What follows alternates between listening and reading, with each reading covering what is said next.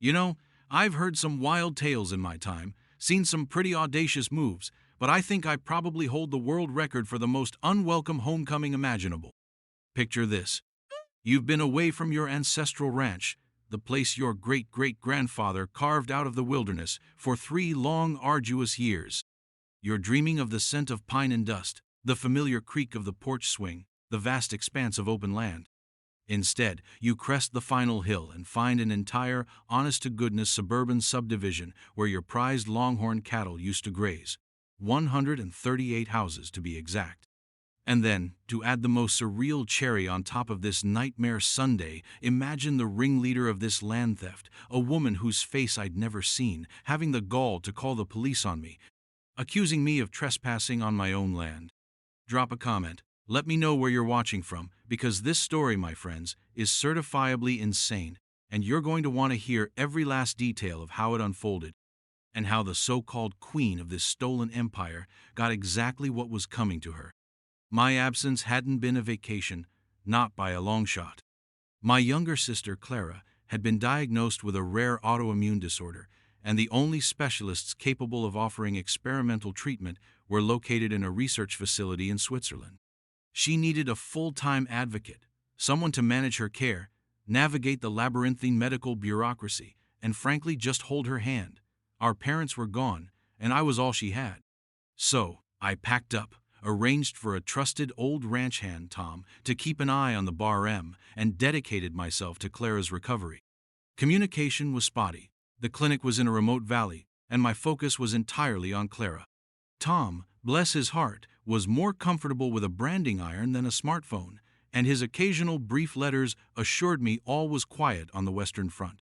Coyotes are bold, rain's been good, fences holding, that sort of thing. Nothing to indicate a small city was materializing on my south pasture. 3 years later, with Clara in remission and finally strong enough to travel, I was on my way home, my heart a strange mix of exhaustion and eager anticipation. I'd even bought a new Stetson in Houston, ready to resume my life. The final stretch of road leading to the Bar M is a county-maintained dirt track that winds through rolling hills. As I navigated the familiar ruts, I noticed the air felt different, denser. And there was a faint, unfamiliar hum.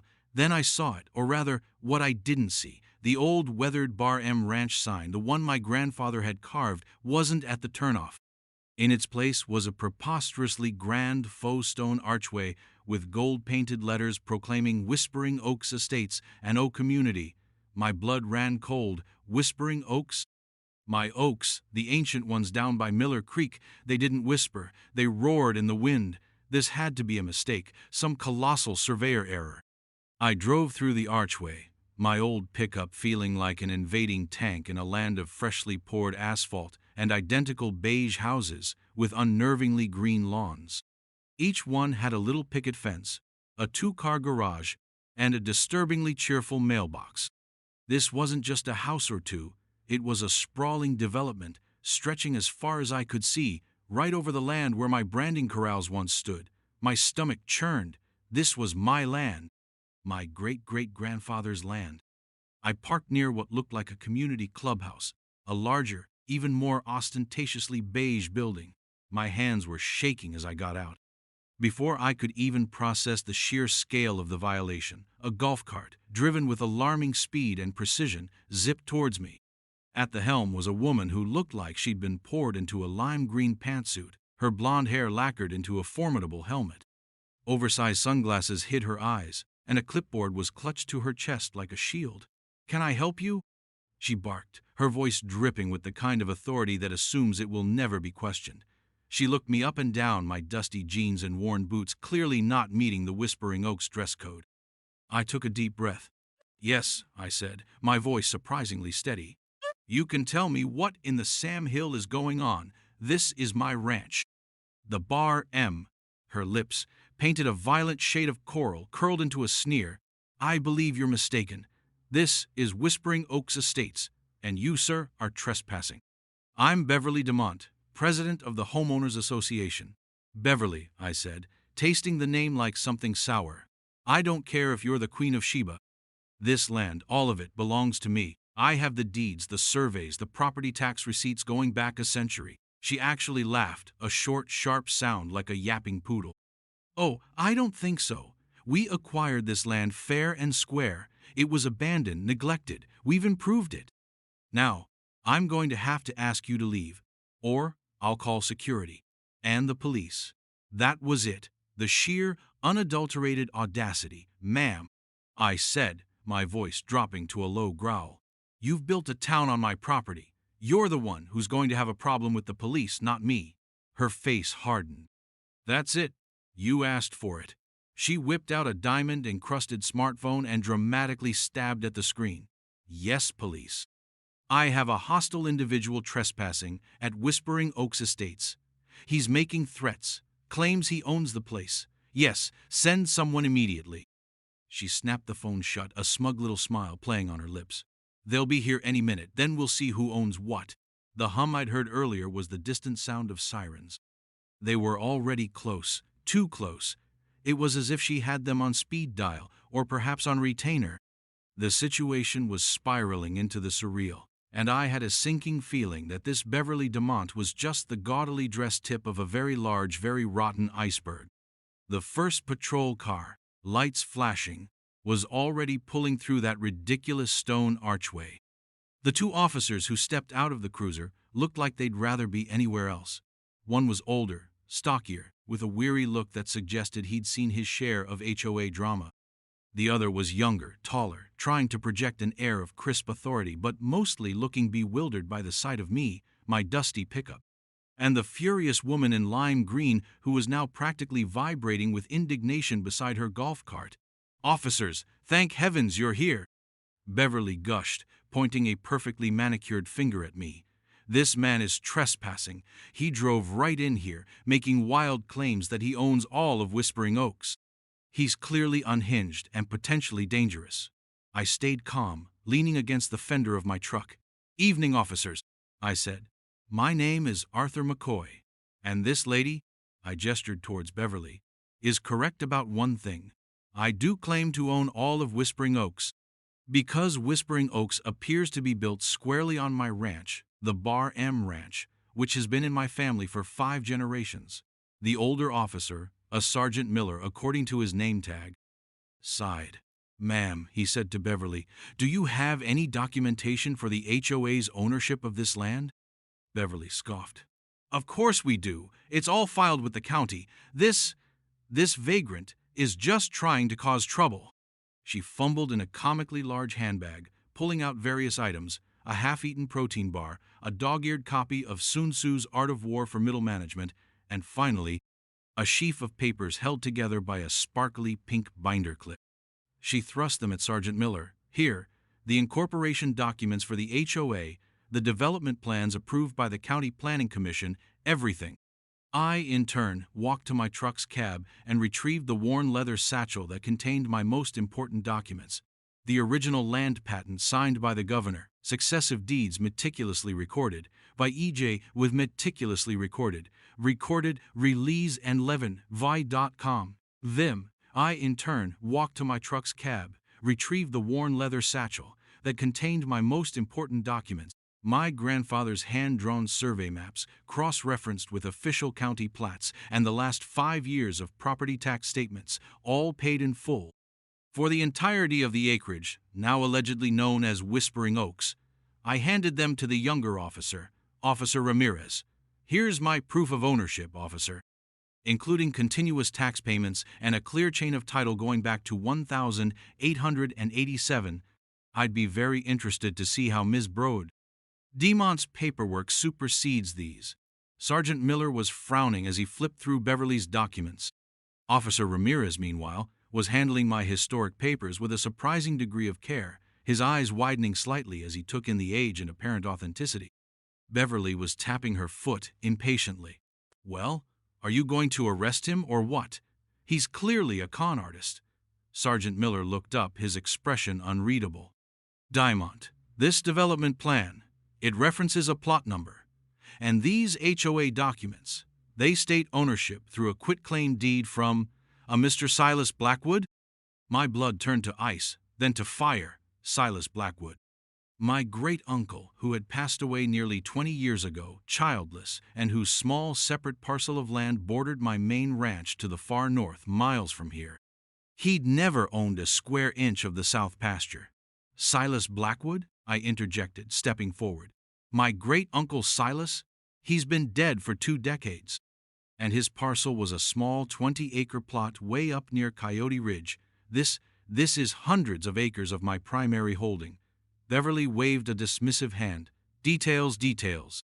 It was all part of the Blackwood estate, unclaimed, undeveloped. We revitalized it. Sergeant Miller exchanged a look with Officer Ramirez, who then showed him one of my survey maps, clearly delineating the boundaries of the main Bar M ranch, starkly different from the small, distant Blackwood plot. The older officer's frown deepened. He then pulled out his own radio. Dispatch, can you run a check on a Beverly DeMont? Possible outstanding warrants or priors for, let's say, fraud or filing false reports? Beverly's jaw dropped. Her face, under the heavy makeup, went from a smug pink to a mottled white. How dare you? I am a respected community leader. I will have your badges for this. Ma'am, Sergeant Miller said, his voice suddenly hard as nails. Mr. McCoy here has presented compelling, historically consistent documentation of ownership for this specific tract of land. Your documents appear to reference a different, much smaller parcel, and the name on your quitclaim deed is that of a man he claims is deceased, and who, according to Mr. Placement, for 24 Mr. Parcel, 1.Gomets a blank sake stay 47. McCoy's records never owned this primary tract. Filing a false police report is a serious offense. Making false claims to property to the extent of facilitating what appears to be a multi-million-dollar construction project on potentially stolen land is significantly more serious. Just then, his radio crackled. The dispatcher's voice was clear. Sergeant Miller, subject Beverly DeMont, has 2 outstanding bench warrants in the neighboring county. One for failure to appear on a charge of embezzlement from a previous community beautification fund, and another for, wait for it, aggravated identity theft. Beverly DeMont made a small, strangled sound. It was the sound of a poodle finally realizing it had picked a fight with a grizzly bear. Officers, I said quietly, I believe this woman not only called you here under false pretenses, but has also perpetrated a massive fraud against me, and potentially against everyone who bought a house in this estate. Officer Ramirez was already moving, pulling out a pair of handcuffs. Beverly DeMont, he said, his voice now firm and devoid of its earlier uncertainty, you are under arrest for the outstanding warrants. You have the right to remain silent. Beverly began to wail, a truly operatic performance of outraged innocence that convinced absolutely no one. This is a travesty, a misunderstanding. My lawyer will hear about this. You can't do this to me. As Officer Ramirez expertly cuffed her and led her, stumbling and protesting towards the patrol car, Sergeant Miller turned to me. Mr. McCoy, this is one for the books. We can't resolve a civil land dispute here and now, but based on your documentation and Ms. Quard DeMont's rather colorful history, you're certainly not trespassing. Her claim that you are seems baseless, to put it mildly. In fact, her call to us seems to have backfired rather spectacularly on her. He shook his head. Embezzlement and aggravated ID theft. Figures. My mind was reeling. 138 houses. A fraudulent quitclaim deed from my dead great-uncle. An HOA president who was apparently a career criminal. This wasn't just a problem, it was a cataclysm. As they drove Beverly away, her indignant shrieks fading into the otherwise peaceful evening, I looked around at the silent, cookie-cutter houses. What in God's name had happened here? And what was I going to do now? The first step was obvious. I pulled out my phone and dialed my lawyer, Martin Krehoff, a man whose hourly rate was terrifying but whose courtroom record was legendary. Martin, I said, when he answered. It's Arthur McCoy. You are not going to believe this. I need you, badly. It seems someone stole my ranch and built a small city on it while I was away. There was a long pause. Then Martin's voice, dry as desert dust. Arthur, have you been drinking? Or did you perhaps hit your head? I wish, Martin, I truly wish. The reality was far, far stranger than any drunken hallucination. Martin Krehoff, despite his initial skepticism, was a man who understood the sanctity of property rights with an almost religious fervor. When I elaborated, his tone shifted from amused disbelief to icy fury. They built what? On the Bar M? Arthur, describe this Beverly Demont to me. I gave him a vivid description, including the lime green pantsuit and the general aura of weaponized incompetence. Sounds like a classic grifter, Arthur, but one with ambition, I'll give her that. 138 homes? That's not amateur hour. That's grand larceny on an industrial scale. He told me to stay put, not to engage with any other HOA officials or residents, and that he'd be on the first flight in the morning, along with a forensic accounting team and a private investigator he kept on retainer for particularly odious situations. He also advised me to find a secure place to stay for the night, as my own ranch house, which I could just see in the distance, perched on its familiar knoll, was now presumably occupied or, at best, part of a crime scene. The irony wasn't lost on me. A multi-generational rancher, locked out of his own home by a suburban mirage built on lies. I ended up at a sterile motel off the interstate, the kind with bolted-down furniture and art that looked like it had been purchased by the pound. Sleep was impossible. My mind raced, replaying the scene with Beverly, the arrival of the police, the rows upon rows of identical houses standing where my cattle should have been. How could Tom, my ranch hand, not have noticed? Or if he had, why hadn't he sounded a more urgent alarm? His letters had been so laconic, so normal. The next morning Martin arrived, a whirlwind of expensive tailoring and focused outrage. He was accompanied by two stern-looking individuals who introduced themselves as a forensic accountant named Miss Price Albright, whose gaze could probably curdle milk, and a private investigator, Mr. Jones, a quiet, observant man who looked like he could blend into any background. Our first stop was the county records office. Martin, armed with my deeds and a power of attorney I'd signed in the motel lobby, went to war. The clerks, initially unhelpful and buried under stacks of paperwork, soon snapped to attention under the barrage of Martin's precisely worded legal demands. Ms. Boss's precisely worded legal demands. Albright, meanwhile, began pulling tax records and incorporation filings, her fingers flying over her laptop keyboard. It didn't take long for the first threads of the scam to unravel. The quitclaim deed from Silas Blackwood was indeed on file. It had been notarized by a Myrna Doolittle, whose notary commission, a quick check by Jones revealed, had expired 6 months before the date on the document. Furthermore, the signature for Silas Blackwood was a shaky, unconvincing scrawl that looked nothing like my great-uncle's distinctive, spidery handwriting, samples of which I still had on old letters. Forged, Martin declared with grim satisfaction. Blatantly, incompetently forged. And a lapsed notary. This is getting better and better. Next, the development permits. They had been issued, remarkably quickly, based on the fraudulent deed.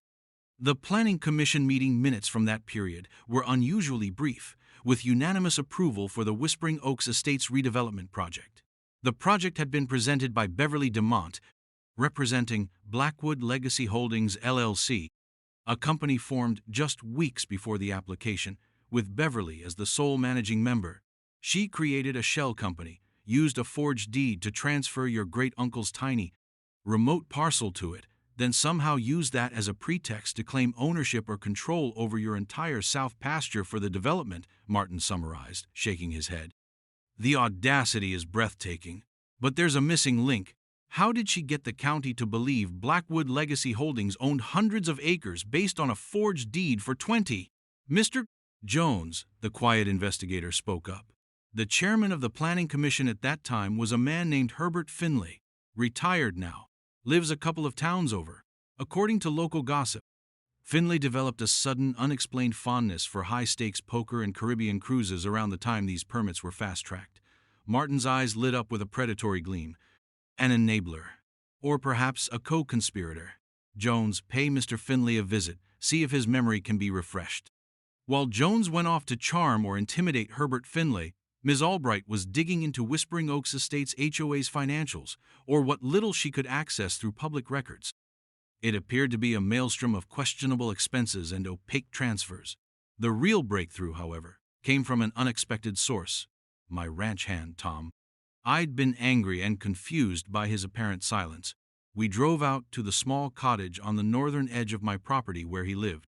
He was an old man, weathered and stooped, and when he saw me, his eyes filled with a mixture of relief and shame. "Mr. Arthur?" he stammered. I tried to tell you, but they what, Tom?" I asked gently. He explained, his voice cracking, that about 2 years ago, Beverly Diamond and a couple of burly men in suits had shown up. They'd flashed some papers he didn't understand, talked about eminent domain and unpaid back taxes on the abandoned Blackwood parcel, and told him that a new conservatorship was taking over management of that section. They'd warned him, quite forcefully, to stay away from the south pasture, implying he'd be arrested for trespassing if he interfered.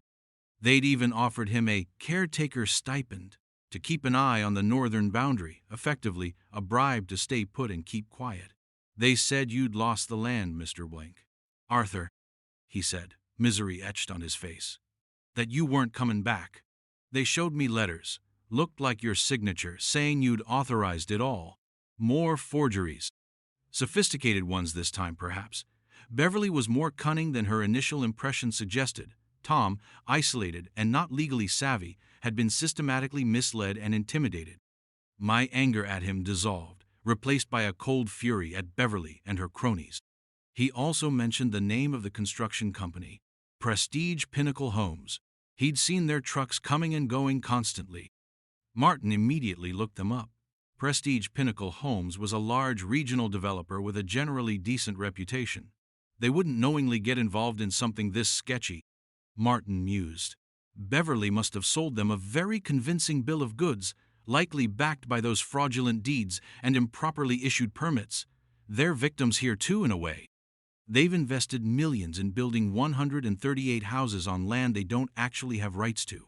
He grinned, a shark sensing blood in the water. "Oh, this is beautiful.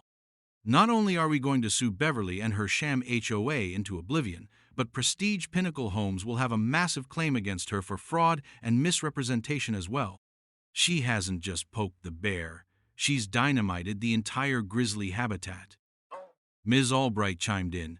"I've cross-referenced the HOA incorporation with Blackwood Legacy Holdings LLC. The initial funding for the LLC appears to have come from a series of complex loans secured against, well, it's circular, but it looks like she was leveraging the anticipated value of the developed lots on your land to secure the initial operating capital for the LLC that owned it. It's a house of cards built on a foundation of pure nerve. The smoking gun wasn't a single item but a whole arsenal: forged deeds, a lapsed notary, a potentially bribed planning commissioner, intimidated witnesses, and a web of shell companies. Beverly Diamond hadn't just stolen my land, she'd orchestrated a multi-layered conspiracy."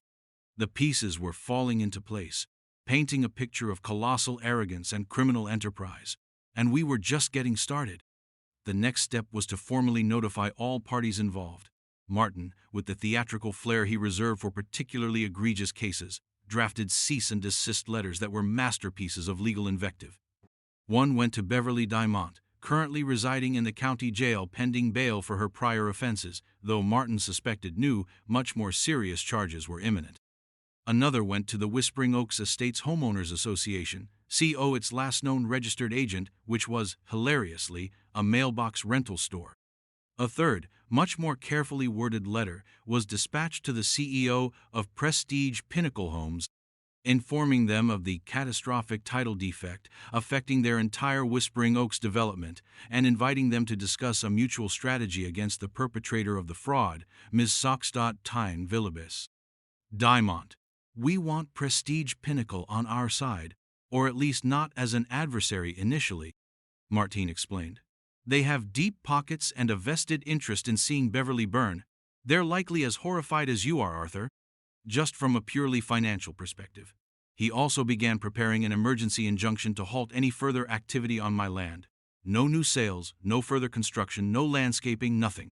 The goal was to freeze everything until ownership could be unequivocally re-established in court.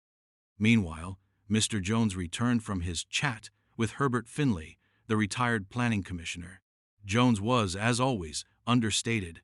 "Mr. Finley was initially forgetful," he reported, sipping the lukewarm coffee I'd offered him.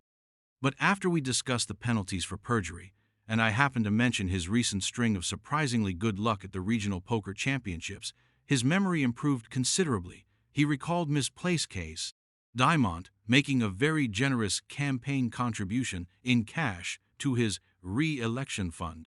Even though he wasn't running for re-election shortly before the Whispering Oaks permits were approved, he also recalled her mentioning that the Blackwood parcel was much larger than it appeared on initial maps, something about old, revised surveys only she had access to. He's now very willing to provide a sworn affidavit detailing his interactions with Ms. Demont. He seems quite concerned about becoming implicated as a co-conspirator. Martin rubbed his hands together. Excellent. The noose tightens. The news of Beverly Diamond's arrest and the questions surrounding the legitimacy of Whispering Oaks had started to percolate through the small, newly formed community. A few brave or foolish souls had apparently tried to contact the HOA office, only to find it locked and deserted. Panic was beginning to set in among the residents of the 138 homes. These were people who had, in good faith, invested their life savings, taken out mortgages, and moved their families into what they believed were legitimate homes. They were victims too, caught in the crossfire of Beverly's greed. Our next move was a delicate one, informing these homeowners. We couldn't just plaster eviction notices on their doors. That wasn't my style, nor was it legally prudent at this stage. Instead, Martin arranged for a town hall-style meeting at a neutral venue, a local community center, inviting all registered residents of Whispering Oaks Estates. The invitation was carefully worded, explaining that critical information regarding the title and future of their properties would be discussed by legal representatives of Arthur McCoy, the verified owner of the underlying land. The response from Prestige Pinnacle Homes was swift and predictable. Their chief legal officer, a Ms. Eleanor Vance, called Martin directly. Her tone was a mixture of controlled fury and pragmatic alarm. They had conducted their own hurried internal review and had, to their horror, found gaping holes in the documentation Beverly Demont had provided them. The revised surveys Finley had mentioned were nowhere to be found in Prestige's files, only Demont's assurances and the county-stamped permits. They had been, in their own lawyer's words, spectacularly duped. Vance confirmed they were preparing their own multi-million-dollar lawsuit against Beverly Diamond and Blackwood Legacy Holdings LLC for fraud, breach of contract, and a list of other grievances that would likely keep Demont in court for the rest of her natural life, assuming she ever got out of jail. They also agreed to send a representative to our town hall meeting, not to contest my claim, but to explain their position to the homeowners and to signal their intent to pursue Diamond. This was a significant win. Having the developer acknowledge the fraud publicly would lend immense weight to my case and direct the homeowners' understandable anger towards the true culprit. The day of the town hall meeting arrived. The community center was packed. The air crackled with anxiety and simmering anger. I sat beside Martin at a table at the front, Miss Breek. Vance from Prestige Pinnacle Homes, a few seats down. Looking out at the faces in the crowd, young couples, families with small children, retirees, I felt a pang of sympathy. Their dream homes were built on a foundation of lies, on my stolen land. Martin began by calmly and methodically laying out the facts. My family's long-standing ownership, the forged deed, the complicity of the former planning commissioner, Beverly Demont's arrest and criminal history. He presented copies of my deeds and surveys on a projector, contrasting them with the fraudulent documents used by Demont. There were gasps, murmurs, and a few angry shouts, mostly directed at the absent Beverly. One man stood up, his voice trembling. "So what does this mean for us? Are we all going to be thrown out of our homes?" Martin held up a hand. "Mr. Playcom's old blank 4. McCoy is not looking to create 138 homeless families. His fight is with Beverly Diamond and the entity she created to perpetrate this fraud. However, the legal reality is that your homes are built on land to which the seller, Blackwood Legacy Holdings, had no legitimate title. Therefore, the titles you hold to your homes are at present invalid." The room erupted. It was chaos. People shouting, some women crying. Miss Vance from Prestige Pinnacle then stood up. She expressed her company's profound regret and embarrassment. She stated unequivocally that Prestige Pinnacle had been deceived by Beverly Diamond and that they would be pursuing every legal avenue to recoup their losses and hold Diamond accountable. She also announced that Prestige Pinnacle would immediately suspend all mortgage payments due to them, for those who had financed directly, and would work with other lenders to seek forbearance for the affected homeowners. This calmed things slightly, but the underlying fear remained. It was then that I asked Martin if I could speak. I stood up, looking out at the distressed faces. "Ladies and gentlemen," I began, my voice carrying in the suddenly quiet room. "This situation is a nightmare. It's a nightmare for me, and I can only imagine what it's like for all of you. You bought homes in good faith. You were lied to, just as I was robbed. My primary target is not you. It is the person and the system that allowed this to happen, Beverly Diamont and her fraudulent HOA. I want my land back, yes, but I also want justice. And I believe part of that justice involves finding a way to mitigate the harm done to innocent parties like yourselves." I outlined a proposal Martin and I had discussed. Once my ownership was legally re-established and Diamant's HOA dissolved, I would be willing to discuss land leases with the current occupants, or potentially even the sale of the individual lots at a fair market value for the land itself, a value untainted by the fraudulent development. This would give them a path to legitimate ownership or secure tenancy, though it would involve further legal processes and costs. It's not a perfect solution, I concluded. There are no easy answers when something this outrageous occurs, but I am committed to working with you and with Prestige Pinnacle to find the most equitable way forward once the primary fraud is dealt with. It wasn't a promise of a magical fix, but it was a glimmer of hope, a sign that they weren't just pawns in a rich man's game. The atmosphere in the room shifted from pure panic to a kind of grim determination. They had a clear enemy now in Beverly Diamont, and a landowner who, while determined to reclaim his rights, wasn't looking to victimize them further. The counteroffensive was well underway, and the foundations of Whispering Oaks Estates were crumbling, both literally and figuratively. The legal proceedings moved with surprising speed, largely because Beverly Diamant's defense, if one could call it that, was an incoherent mess of bluster and increasingly desperate accusations against everyone from me to Herbert Finley to her own now former associates. The weight of evidence was simply overwhelming. The forged deed, the lapsed notary, Myrna Doolittle, when tracked down, tearfully confessed to signing a stack of documents for Beverly for a small fee, admitting she hadn't even checked if her commission was current and had no idea what the documents were for. Herbert Finley's damning affidavit about the campaign contribution, and Tom's testimony about the intimidation tactics all painted an undeniable picture. Ms.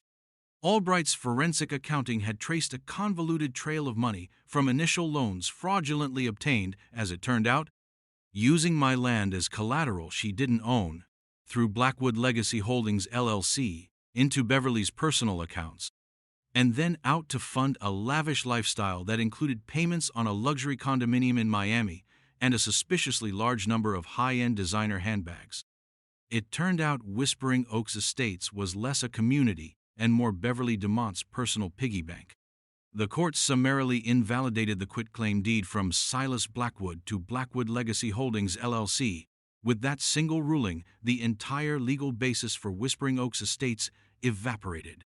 All subsequent transactions, including the land sale to Prestige Pinnacle Homes and the individual plot sales to the 138 homeowners, were rendered void. My original title to the entire Barham Ranch, including the hundreds of acres of the South Pasture, was unequivocally reaffirmed. The judgment against Beverly Diamant and her shell company was staggering. She was found liable for damages to me that ran into the millions, for the unauthorized use of my land, the cost of environmental remediation. Those perfectly manicured lawns and asphalt roads had done a number on the native ecosystem, lost income from my cattle operation, and punitive damages designed to make an example of her. Prestige Pinnacle Homes secured their own massive judgment against her for fraud and breach of contract, effectively bankrupting her 10 times over. The HOA itself was ordered to be dissolved, its assets, which were practically nil as Beverly had siphoned off most of the funds, to be liquidated.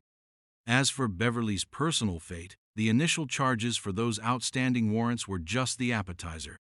The district attorney, buoyed by the mountain of evidence we'd uncovered, filed a raft of new criminal charges, multiple counts of forgery, grand larceny, wire fraud, mail fraud, and even racketeering, given the organized nature of her enterprise. Last I heard, she was looking at a prison sentence long enough to ensure her next community leadership role would be organizing the prison library book club if she was lucky. Her lime green pantsuits were replaced with a standard issue orange jumpsuit. The downfall was total, and not without a certain grim satisfaction on my part.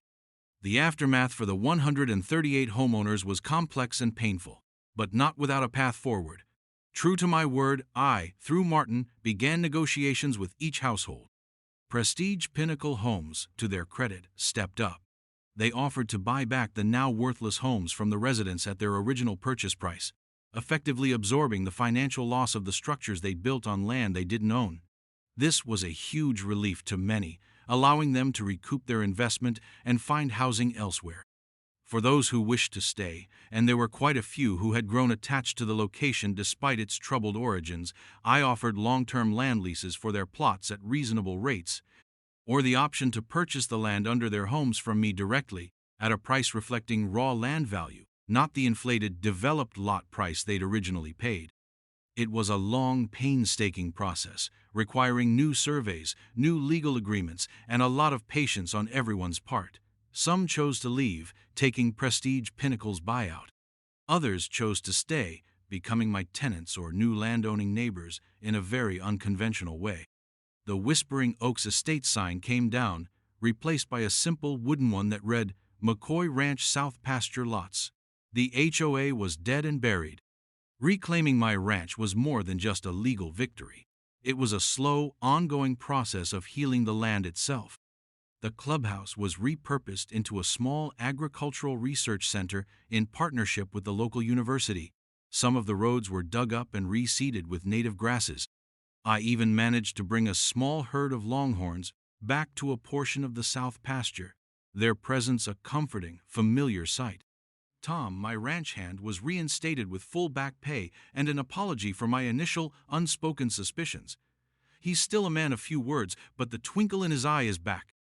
The whole ordeal taught me a few things. Firstly, never underestimate the audacity of a determined grifter, especially one with a taste for expensive accessories and a disregard for legal niceties. Secondly, meticulous record-keeping and a good lawyer are worth their weight in gold, especially when that gold is being actively mined by someone else on your property. And thirdly, even in the face of colossal injustice, there can be a path to resolution, and sometimes, even a strange new kind of community can emerge from the wreckage. It wasn't the homecoming I'd envisioned 3 years prior, but in its own chaotic, unexpected way, it was a return to what mattered: my land, my legacy, and the quiet satisfaction of seeing justice, however delayed, finally served. And that, my friends, is how I got my ranch back, accidentally dismantled a monumentally corrupt HOA, and became the reluctant landlord to a neighborhood I never planned. What's the craziest HOA story you've ever heard? Let me know in the comments below. And don't forget to like and subscribe for more tales of entitlement getting its just desserts. This whole experience was a lesson in vigilance, a stark reminder that you can't turn your back for too long, not even on the quietest frontier.